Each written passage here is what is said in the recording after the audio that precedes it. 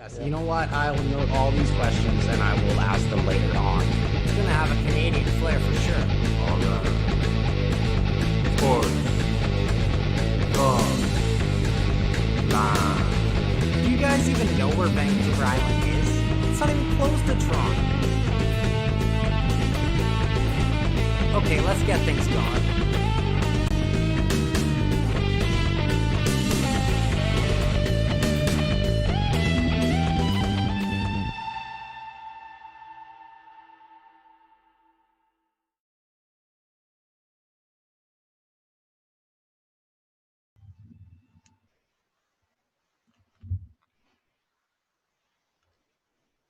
Welcome to the Unnamed Sports Show on the Sports Talk Line Network.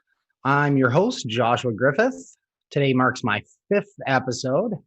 Don't exactly know why I'm telling you that. It doesn't really mean anything.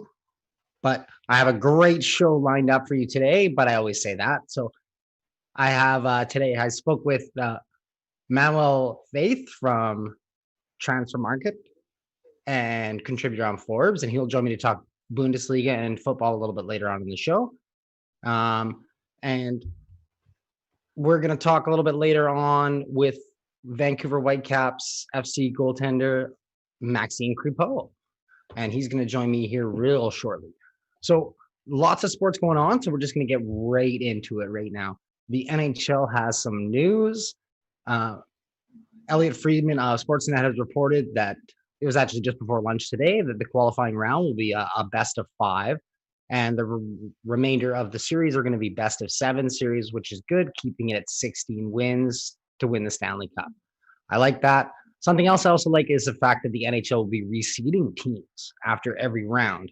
Some people might not like this. It might be a little bit controversial. It'll be hard to for betting people to wager money for brackets and things like that if everything is getting reseeded after it. But I like it for fairness.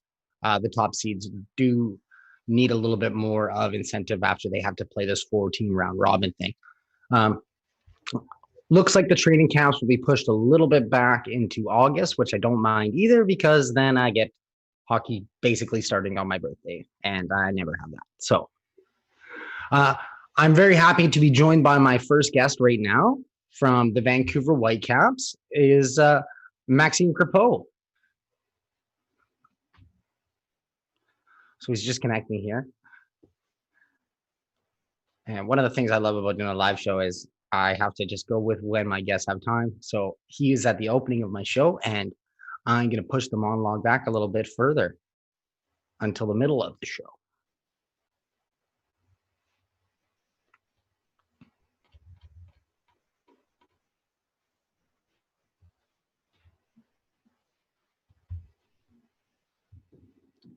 Excited to speak to Max here, but just connecting. As is everything nowadays, it's just hurry up and wait.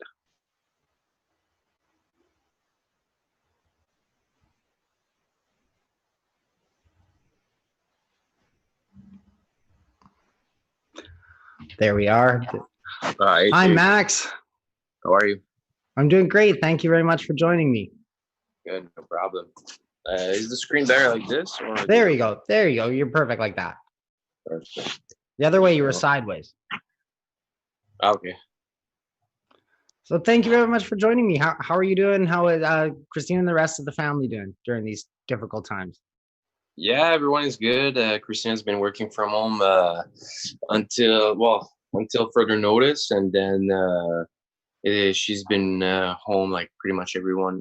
Actually, the same day as we got suspended on March 12th. So we've been together ever since, and then family back home is doing well. It's fine, thanks. That's good. Good to hear. So how have you been finding all of the precautions coming back into training? Especially being a keeper, because you have so much more to worry about with with the gloves and handling the balls and stuff like that. Yeah, no, everything is pretty strict, and it has to be. There's rules, and you have to respect them. They're not there just for fun. They're there for the safety of everyone. So yes, there's been few adjustments because we're not used to that usually in training. but I think not I think it will be the new normal and the new routine until we get a vaccine. Yeah, 100%. I mean, like I was saying, I was waiting for you to log in, and I was like, this is the new normal. Let's hurry up and wait for something. So, um, have you been looking forward to getting back on the pitch in a competitive fashion? I know that even if it means kind of being sequestered away for some time. Yeah, it's honestly Orlando's the only possible solution regarding of the. It's not playing games the problem. It's more the distance of the travels in between the cities and stuff like that. Yeah, especially because there's two countries as well, Yeah. and we're in a Canadian market where everyone is in the States. But yeah, I'm looking forward to get some action. Just to have the whole group together. Even if it was small groups of training, to see everyone, it feels really good. And to not be able to be by yourself as well, because the last 3 weeks we've been doing individual workouts, which is totally different than even being in a small group. Today I was with Brian and Thomas, and we were training together. So yeah, that feels like a huge step. So when we'll be able to have the whole group training together as well, that's going to be another step. And then it's exciting. I think everyone is just anxious to go back and play. Yeah, absolutely. I mean, so, way back when, it kind of seems like forever ago, the Whitecaps were coming off a pretty impressive 1-0 victory over the LA Galaxy. Do you think that the team is going to be able to build on that even with the break? I talked to Phil DeSantos earlier in training, and he said you guys were, really motivated and working hard out there. Yeah, today I felt like everyone felt like a kid again. It's like first day of school, and it's that feeling everyone wanted to come back ASAP. And the team is in the same spirit, same attitude, same motivation to keep going on when we left. We just had a break where it's basically like an off season when we talk about a term of length of the break. It was a 2-3 months break, so everyone trained every single day. We had a program where we're fit, we're ready to go right away. I think right now is just a matter of as every league in the world, they had a little moment of touching the ball and get the feeling back of the football, the sharpness of being with your teammates, and then everyone is looking forward to keep going and keep thriving and achieve the goal of the team, which is win every single game that we can. Yeah, I'm very much looking forward to that as well. So I'm speaking with Maxime Creepo, goalkeeper for the Vancouver Whitecaps. So I'd like to bring up training camp down in San Diego, obviously, because I was down there enjoying the sunshine as well as following you guys. I noticed that yourself and the rest of the keepers were working a lot with keepers coach Joseph Da on like footwork, and it seemed it really paid off in the first 2 games. Is that something that you're comfortable with? I mean, I know some goalies that every time the ball comes to them, that just boot it right away. No, it's important for a goalkeeper. The footwork is a lot of it's a lot of work for not much recognition in the game. It's not every single game that we'll have to use a footwork that people will see. Oh, look at his footwork. No, it's more. It's a normal thing for us as goalkeepers to move your feet as quick as possible to get places as quick as possible. Sometimes, if you have good feet, it will save you from actually diving or get caught up in a 50-50. So if your feet is quick and you're light on your toes, well, it actually really helps you. And it's funny because today was the first session as a group, and that's what we did mostly, a lot of footwork and just technique, seeing the ball through. The first few days will be about getting the rhythm back. Players, goalkeepers, whoever you are, and if you stop for 2-3 months touching the ball, well, you'll be a little bit rusty when you came back to normal training, and it's normal.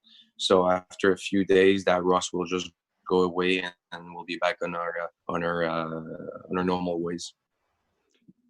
Yeah, I like how you said that about how it's, something that kind of goes unsung sometimes, because I mean, with great footwork, you can make what would have had to been an amazing save just look like an average save because, your positioning was so well.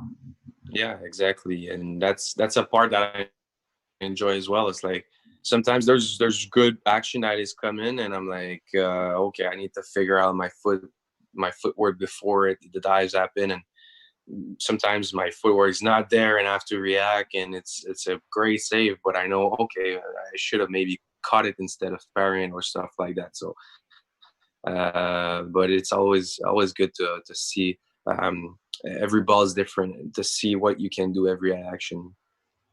Yeah, absolutely. So I've kind of just been asking, everybody that comes on to this, especially during these times. I mean, a lot of people have a lot of extra downtime. Have you picked up any interesting hobbies or anything during these times, or talents? I know some guys are playing instruments now. We could almost start a Whitecaps band from what I hear. Yeah, I will not be in that band. I'll tell you that. I'll tell you that. No, my thing that I loved, since we're all home, since the pandemic really hit the world, it was mostly the time outdoor. When I say outdoor, don't worry, social distancing is always a priority. But I take a lot of walks every single day with the dog. I get to see beautiful British Columbia, which is true since we arrived in January of 2019, because of the schedule as well. We haven't seen much about Vancouver itself, so now it's a little bit go places here and there and enjoy the outdoors. Yeah, there is a lot of outdoor places to explore in Vancouver, up at Grouse Mountain and just even some of the, surrounding areas and stuff, and get up to Squamish or Whistler and stuff like that. It's just gorgeous to enjoy, especially this time of year. So I just wanted to thank my guest, Maxime Creepo, for joining me today. He actually joined me really late notice. So thank you again, Max, for joining me. And I hope you have a great couple of days of training, and look forward to seeing you back on the pitch. Thank you, and thanks for having me. Take care of yourself, and of course, we're all anxious to see ourselves back to normal life. But we'll see you around the pitch for sure. Sounds great, Max. Thank you very much.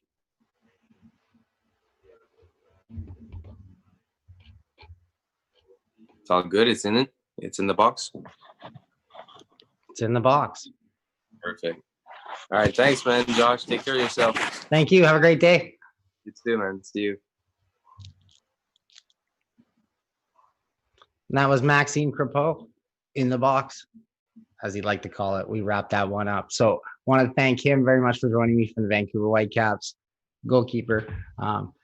So like I said, one of the things about having a live show is sometimes you have to take the guests on when they're able to come on. So Max was able to join me, and he was able to join me right just at 3, and that's when he had some time to chat. So I had to break things up a little bit for the show.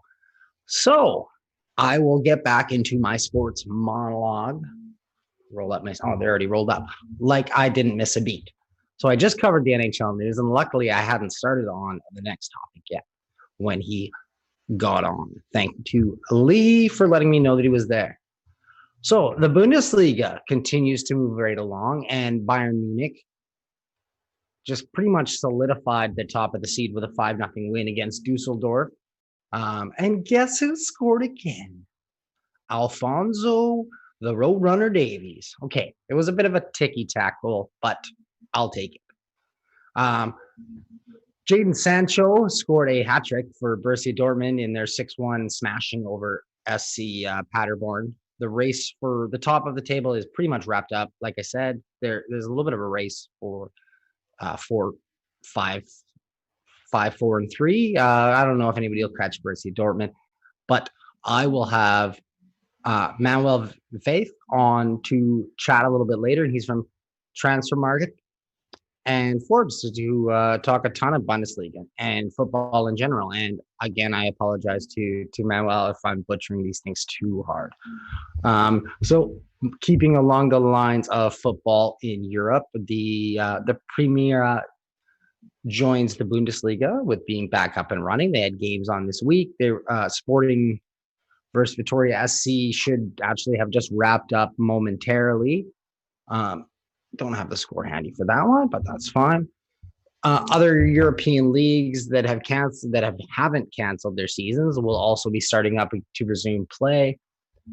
Liga will start up on June 11th with the Sevilla Derby between the aforementioned Sevilla FC and Real Betis, before teams like Barcelona and Madrid start up in the few following days. The English Premier League will follow along a week later on June 17th for all you English fans. I know there's not much left to write home about the English Premier League, except when, Liverpool kind of wraps things up. So we'll just wait for that. One of the things that you're going to notice when things do get back underway is the teams will have 5 subs like you're seeing in the Bundesliga. So anyone who wanted to see Cristiano Ronaldo in Juventus? Me. We will have to wait until June 20th, but anyone who is interested in Italian soccer, you're going to get the finale of the Coppa Italia, which will play out their semifinals and their finals before the regular season resumes here.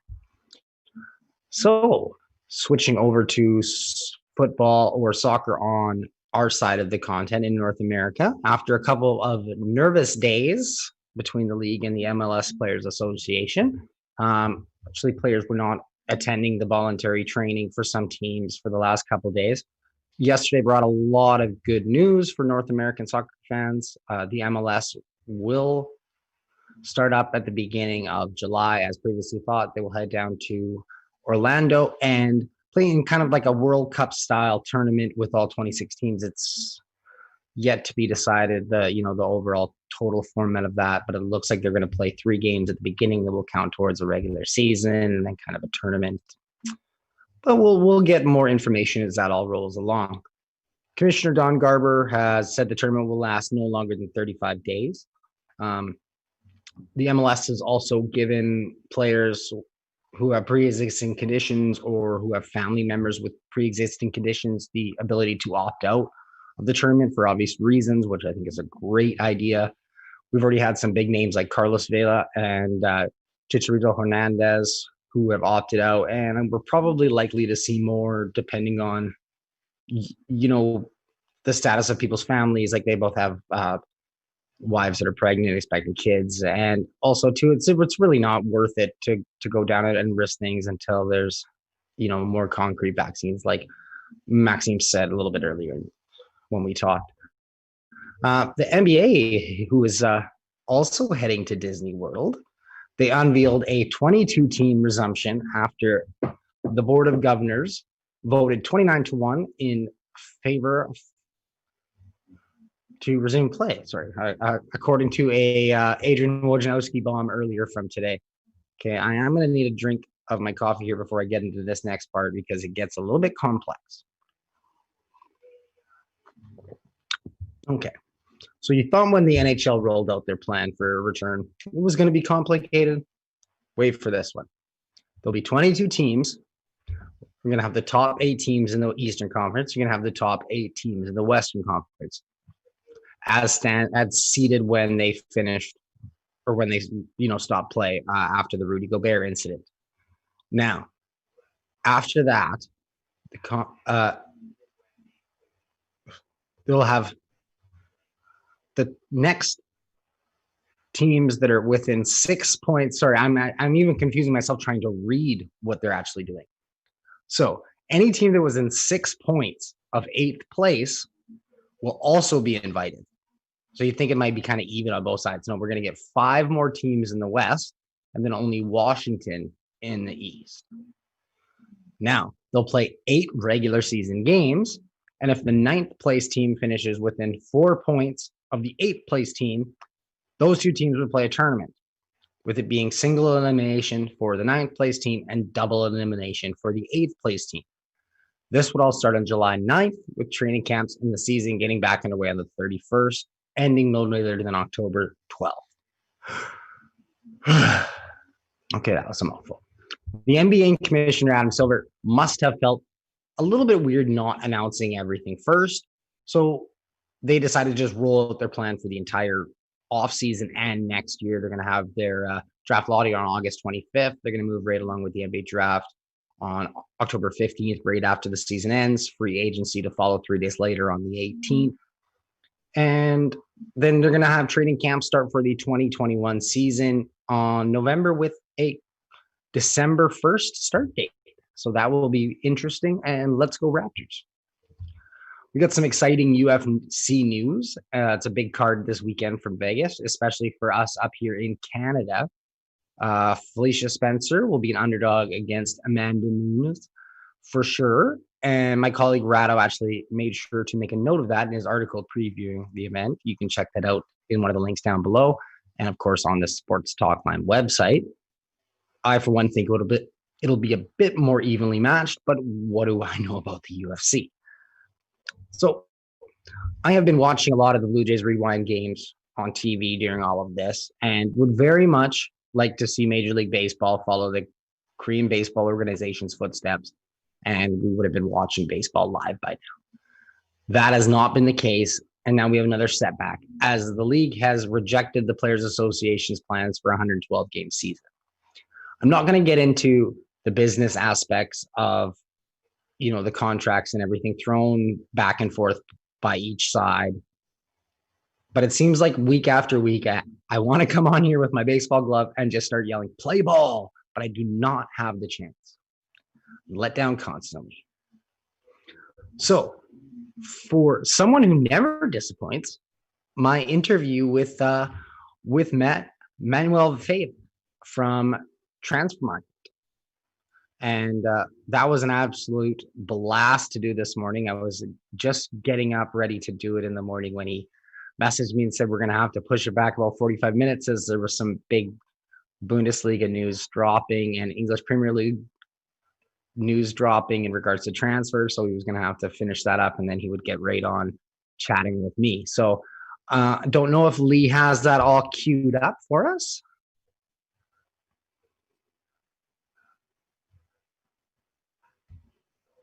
Let's do this. Okay, so I'm very pleased right now to be joined by Manuel Veth from TransferMarkt and Contributor for Forbes. Manuel, how are you? Thank you for joining me.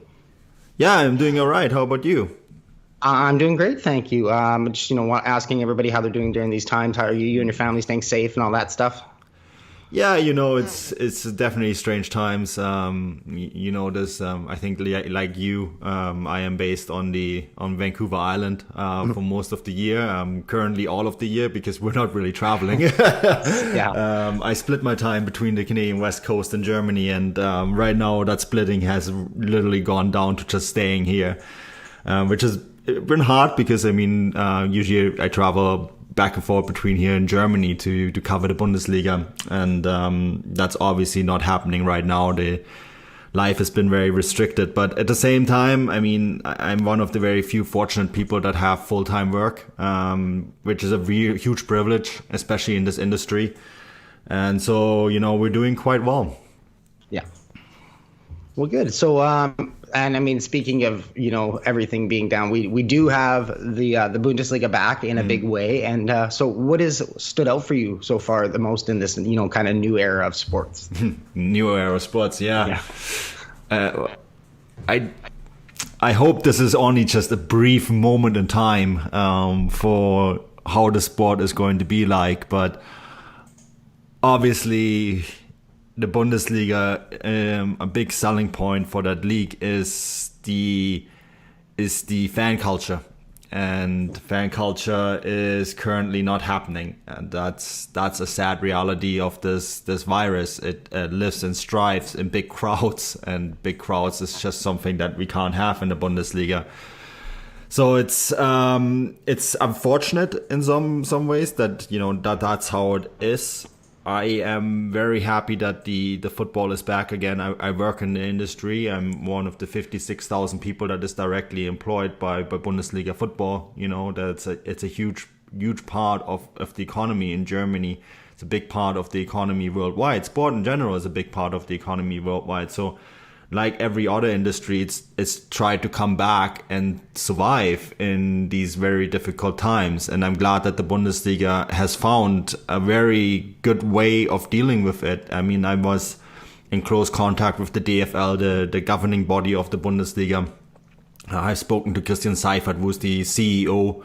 You know, I guess in North American terms, he would be the commissioner, like the equivalent of Don Garber or Gary Bettman of the Bundesliga. And I interviewed him now a couple times. I spoke to some other people in the Bundesliga, and the concept is very good. The hygiene concept that the Bundesliga has come forward with is fantastic. They have done a tremendous job working under very difficult circumstances to get football back going. And I think they also, in some ways, are aided by the fact that Germany as a whole, as a country, has done a tremendous job dealing with this virus. Just like, you know, we have here on the West Coast on Vancouver Island and British Columbia, we've done a fantastic job as well. But I think they have upped their game even more. The amount of testing that they have done is incredible. So I think the things that stood out to me is just the way that they have handled the competition, being able to get it back on track.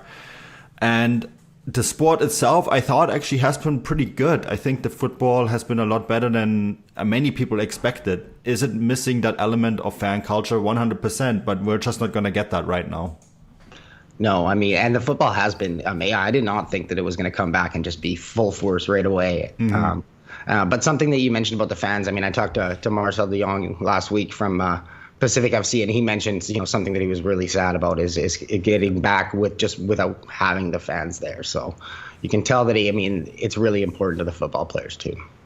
Yeah, 100%. I mean, they live off that. I think a big part of going into a stadium is to experience that fan noise and crowd. And I always will remember seeing Erling Haaland coming out for his first game at Signal Iduna Park in Dortmund, and just his smile on his face when he looked towards that yellow wall. I mean, it means a lot to these players, and every player that you talk to, the players that play in German football, they're just so impressed by the atmosphere that is created in a lot of these stadiums, and that's just missing. I mean, they're basically, essentially, for them, they're playing in an atmosphere that is not too dissimilar to training grounds, right? And that must be very difficult. Yeah, I'm sure it could be. I mean, speaking of the actual football on the pitch, I mean, we've had it back, and it's been great so far. You know, Bayern Munich was able to take care of Borussia Dortmund actually last week in their Klassiker, and, you know, go 7 points clear atop the table. You think there's anything stopping them from winning their 8th straight title? 7 points is a lot at this stage. Can I see Bayern lose 2 games and potentially draw a third? I think that's just not going to happen. I think it's unfortunate in so many ways, because, you know, the Bundesliga has all this attention now and all this this focus on the league, and it would have been nice for the rest of the world to experience a title race, because it was going into COVID-19, it was the closest title race in Europe. And unfortunately, this break has meant that the bigger teams now have a big advantage over smaller teams. I thought the Klassiker was very close. It could have easily gone either way. I think you could really see that Borussia Dortmund and Bayern Munich, on the day, there is not much that separates those two sides. And Dortmund really took it to them. And in the end of the day, it was a chip ball by Joshua Kimmich that made the difference, and a missed handball by the referee team. I mean, Joshua Kimmich's ball had a scoring probability of 6%. Yeah. You know, I mean, that speaks volumes in terms of what the difference was that day. So it's unfortunate, but I mean, at the same time, when you speak to people that work in the league, I asked Christian Seifert about this, for example, like, how do you feel about the Bundesliga not really having a title race? And he said, well, it's only interesting for the international market, because the teams, the fans of the different clubs, they don't, unless you Bayern or Dortmund or Leipzig, the title race is really of secondary nature for you, right? You worry about reaching the Champions League spots, you worry about Europa League, you worry about relegation. The relegation battle is very interesting right now in the Bundesliga.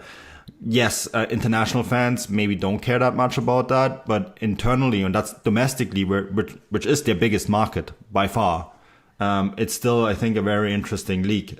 So yeah, Bayern took care of business. I think they're going to win their title, eight straight in a row, which is an unbelievable run. But I think the league is still going to be very interesting until the final day.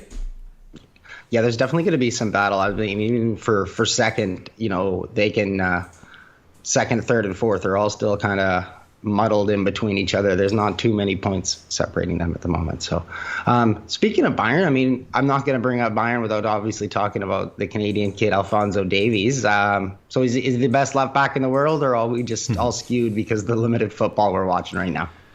I think it's very premature to call a 19-year-old the best of anything. Yeah. I think we have to be very careful throwing those terms around. I mean, we value him in TransferMarkt as the second most valuable left back on the planet. And that is with taking it into context that the most valuable player, Robertson, is playing in the Premier League, and those players are heavily overvalued because of Premier League money. So this is not entirely performance-based. This is just on how we value players based on the market that they're in and the age. And as a 19-year-old, he's valued as highly because there's not many other 19-year-olds around there that have play on that level week in and week out. And he's essentially looking at a 15-year-old career ahead of him, right? So does that make him the best player in that category? I don't think he is quite there. I don't even know if left back is his best position. I think he's made the position his home. He's made the most out of the opportunities given to him by Bayern Munich. I think he has been brilliant for them playing in the football that Hansi Flick likes to see. And I think he's developing every match and he's getting better every match. And I think this is something that we have to keep in mind.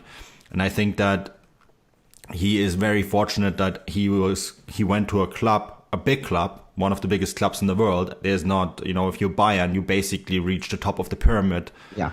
And they actually gave him an opportunity right away to play. I mean, he could be there for the next 10 years, at least, right? Yeah, he will be. Bayern's not a seller. No, Bayern is not a seller, and this is just how it is. He will be there for the next 10, maybe 15 years. He basically will leave when Bayern have found someone younger, better. So that could be a long way down the road. But it's, I think we like to use those terms, best in the world and all that, but I mean, it's so difficult to compare players in different leagues and different positions. And I think we should just enjoy the fact that could we just say he's one of the best talents in the world? I think that is a very good way of putting it. He's one of the best, most exciting talents in the world and could develop into one of the best players in the world if he keeps up that trajectory. Yeah, I think that's very fair to say. And I think in Canada, everybody needs to slow down a little bit on the Alfonso Davies thing. Because, yeah, like you said, he's only 19. Yeah. Exactly. So I'm speaking with Manuel Veth from TransferMarkt and Forbes. So, Manuel, thank you again for joining me. I think I wanted to talk about is, of course, John, who's been tearing it up with his time in the Belgian first-tier division with KA Gent. There's been a lot of rumors about a move to the Bundesliga. Where do you think would be best fit for the young Canadian? Well, I think the most important part for him is that he can play, right? He needs playing time. Like, find a club like Alfonso Davies has with Bayern. Find essentially a team where he can get the minutes, and that is going to be the most important next step for him, is for him and his team, his agency, to identify that next step. And I think his agency has been quite clear. I've spoken directly to the agent before. At TransferMarkt, we have tracked his development very closely, and they have been very clear that the Bundesliga is where they want him to see. And which club that's going to be is going to be interesting. I think, we all saw the news today come out with Timo Werner being sold potentially to Chelsea in a deal that's worth 60 million euros. Leipzig will be a club that has money to spend, and they will be looking for a striker. And I think that would be a great fit for him. I've seen rumors about Bayern Munich, but Bayern will definitely be looking for a backup striker at some point. But they are going to be very conservative about their spending because they're going all in for Leroy Sané, and that might be literally the only signing that they do. Maybe bring in Dest as well as a right back from Ajax, but I can't see them do much more than that. And I think for David, it would therefore be paramount to go to another club first and get some experience. There has also been strong suggestions about Borussia Dortmund. Dortmund need a backup striker for Erling Haaland. They need a second striker for sure. With Dortmund, there's a lot of things going on at the moment. They have Alexander Isak at Real Sociedad, who they sold to Real Sociedad, but they have a buyback option to bring him back. So that's a very big option for them to exercise. And then it also will depend what will happen to Lucien Favre until the end of the season. We don't know what his future is going to be. So there's a lot of moving parts at Borussia Dortmund. And then you can throw in all these other clubs. Borussia Mönchengladbach, I think, is under Marco Rose, have done a brilliant job.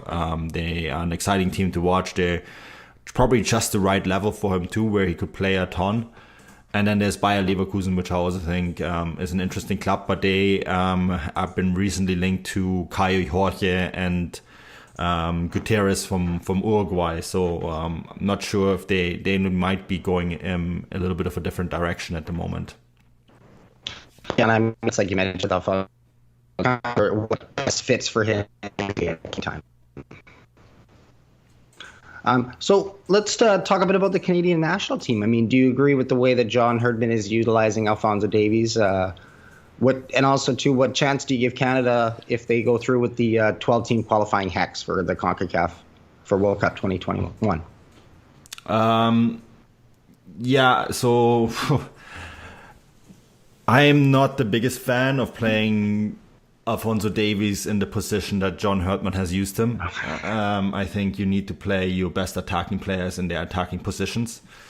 I think that Canada is not a team that has 60-70% possession of the ball when they play.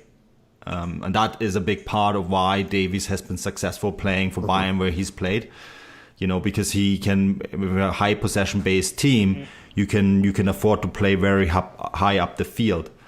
Also at Bayern, he plays with inverted wingers. That means the space that he has, he can play almost like a winger because the players that in front of him will transition into the middle of the park, which gives him the room to explore on the attacking side on the left.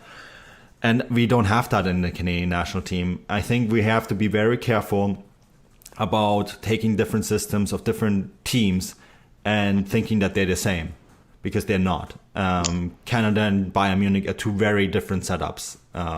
Hansi Flick is a very different coach to Herdman. The opponents that Bayern face with their dominance, and this is 90% of the time, whether it be the Bundesliga, the Champions League, Bayern Munich will have the ball, right?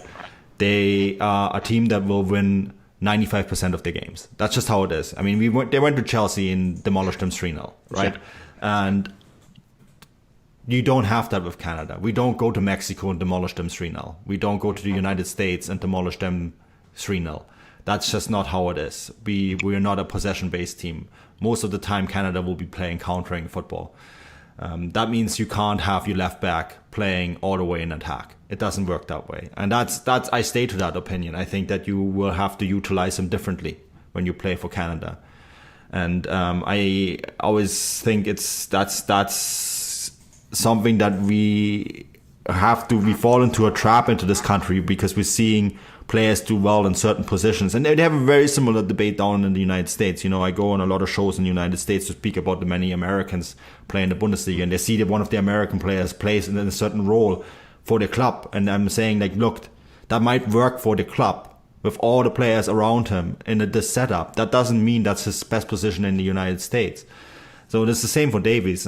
It's only because he does it for Bayern doesn't mean it will automatically one-to-one translate to Canada. It doesn't work that way. Yeah.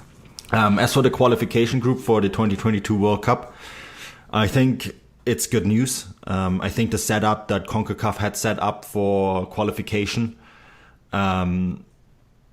was heavily skewed towards the big teams. I think playing this CONCACAF Nations League tournament was a very difficult obstacle for Canada. That said, I do think that if you beat the United States 2-0 at home, you cannot go down there and get smashed. That is something that the coaching staff failed us, failed Canadian football fans. I think that was the mistakes, and I mean, it points back to Davies as well. If you go down there, you play for a 0-0 or 1-1. You take that point, right? And because then you finish first, and then you're on the hex, right? And sorry, go ahead.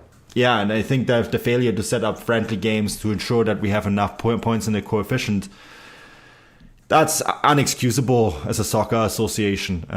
And they got basically lucky with this new format because it will give Canada a really good chance to qualify. But I think that as a soccer association, they have failed this country in terms of setting up a very young and exciting team to possibly go to a World Cup, because you will want to play a World Cup before you host your own World Cup. And that's very important. And in some ways, Canada soccer dropped the ball very big time on this. Yeah, for sure. And I mean, like you said, it kind of drives to that North America mindset of, we want to go out and win. We're in soccer necessarily. Sometimes a draw is a win. Yeah, 100%. I mean, you draw in the United States, you finish that CONCACAF League group first. And and that's it. And you're in there. You're not scrambling for points, and you're not even hopeless. Yeah. So switching from football to soccer, that we've kind of done. Major League Soccer fans kind of took a collective sigh of relief yesterday as the MLSPA agreed upon the proposal by the league there. What do you make of the deal and the tournament plan in Orlando? We'll have to find out what the exact tournament is going to look like. I personally, again, MLS is one of the two leagues I cover very heavily, so I feel privileged that it's back, because it will mean work for us, and work is nice. Yes, indeed. And I am curious to see how this tournament is going to look like. I think that the idea of playing and this was reported by the Washington Post by Geoff, the reporter, who was a very highly well-informed reporter. I have a lot of respect for him. And he said that it's going to be 3 group stage matches that will count towards MLS regular season standings. And then they're going to play a playoff format, kind of mini tournament, that those games will not count towards the round robin. So I'm curious to see how that's all going to work. I think it was a big ask for the players to go down there, because I think the original format was 6 games that they had thought about, plus playoffs, which would have been a lot of games, and 2 months away from the family. That's a big ask to be isolated away from friends, family, to live at Disney World Resort in Orlando. And I've been there. I've worked at the Florida Cup many years ago. It's not a fun place. I mean, especially when Disney is closed. So, it's a very, very big ask for the players. And I see that they have some provisions that some players can opt out. Carlos Vela, for example, Javi Chicharito Hernandez are gonna opt out because they have like their wives are pregnant and expecting kids. And I think there will be a lot of compromises like that, because I know of players who have dependents that live in the United States, that don't even speak English, that have just moved here, maybe can't drive.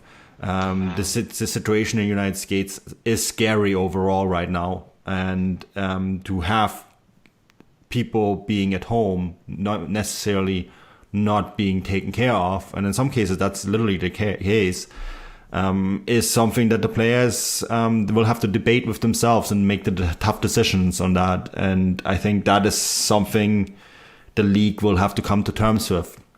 So I am glad that it's back. I know that the players are taking a big sacrifice. I know that the players also took a pay cut. I think in a league that's mostly run by billionaire owners, I understand why they are expecting a pay cut, but at the same time, I mean, they're billionaire owners. I know they're all bleeding money right now, left, right, and center, but they can afford it a lot more than the players. And we're not talking millionaires here. We're talking players that make what a middle-class person does in Canada. Yeah.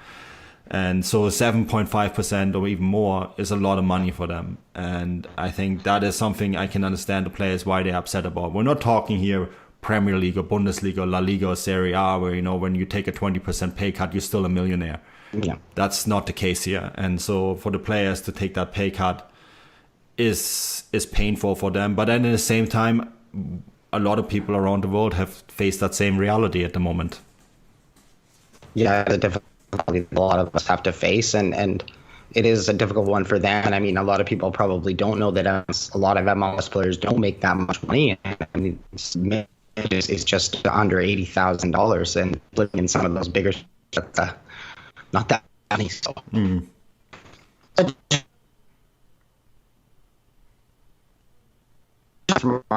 For me and contributor for Forbes. And so, Manuel, what are you working on right now, and where can people find you? Yeah, I just released the story on Timo Werner joining Chelsea. So that was tweeted out. My Twitter handle is at Manuel Veth, so ManuelVeth, all one word. And yeah, you can find me. I'm 90% of my work goes to TransferMarkt. I do about 5 articles a month for Forbes. And yeah, you can find me. I do a podcast on the Bundesliga as well called Gegenpressing. I also tweet that out regularly. So if you're interested in finding out more about the Bundesliga, we have one of the most popular English-speaking Bundesliga podcasts available out there. And, you know, you can listen to me and Chris Williams and Bryce Dunn. We host a podcast. We discuss things like empty stadiums, Timo Werner transfers, all sorts of stuff, everything that's happening in German football. Yeah, you can listen to it. It comes out once a week. That's awesome. And all that stuff will be available down at the bottom, and you'll be able to find the links and be able to find Manuel on Twitter. Thank you very much again for joining me. No worries at all. Anytime. Cheers.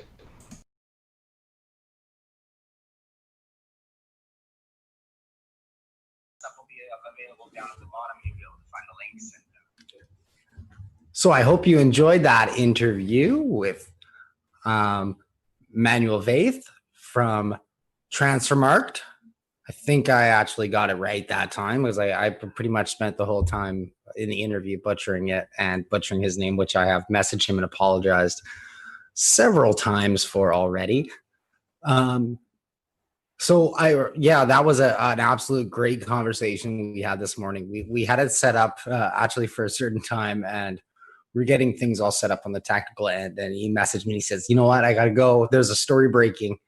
And he was actually breaking his story on Timo Werner. So make sure to check that out at TransferMarkt, and make sure to follow Manuel on Twitter. You're going to get all the latest Bundesliga soccer news. You're going to get the latest MLS news. He pretty much covers everything out there for football and soccer. So make sure to check him out. So basically right now is my wide open section, which I know Lee doesn't like, because he doesn't know what he's going to do, and he doesn't know what clips he's going to have. And sometimes he'll just cut me out like he did for that interview when I was rambling on too much. But we have a lot of other sports coming back on. F1 has started going on again. Like I said, I mentioned UFC a little bit. We have some more cards coming up, and they're pretty much doing stuff throughout the week. WWE is back if you're a big WWE fan and never really left. So make sure, just check out WWE. We got a good guy who knows a lot about WWE for Sports Talk Line, and I don't know why he never writes anything about it. Tom, I'm going to call you out right here on my show. So I don't know if you're watching. I hope you are. But you need to write some more stuff about WWE, because I know a lot of people want to read it. Definitely a lot of my friends are big WWE fans, and they have their big parties, or well, they did anyway before this, for their WrestleMania events and all that. So basically, just wanted to thank my guests. Obviously, Manuel Veth and then Maxime Creepo for coming on. Like I said, I was supposed to have somebody else on again, but kind of nature of the business, last minute things happen. It was luckily not 20 minutes like last week, and I had 3 or 4 hours to kind of schedule things going. But I have a lot of good guests lined up for the future shows coming up here in the next couple of weeks. Going to be doing kind of an all Canadian show. because, yeah, I'm Canadian. I don't know if you heard the new intro, but yeah, there's going to be a little bit of a Canadian flair. So going to have some Canadian people on it. We're going to talk a little bit more CFL. We're going to find out what's going on, with the Canadian Football League. Are they going to be maybe going down south and playing? Because that is something that's been proposed to them from the Summer Football League. So Randy Ambrosia has some options there. They're still kind of waiting to hear back from the government about a payout for during this time. I don't think it's going to happen. But there's a lot of interesting stuff going on with the CFL as well right now. And hopefully that gets back going, because I don't know about you guys, I love me some Canadian football. I'm sorry, Canadian football, it is second to NFL football for me still, and third to real football.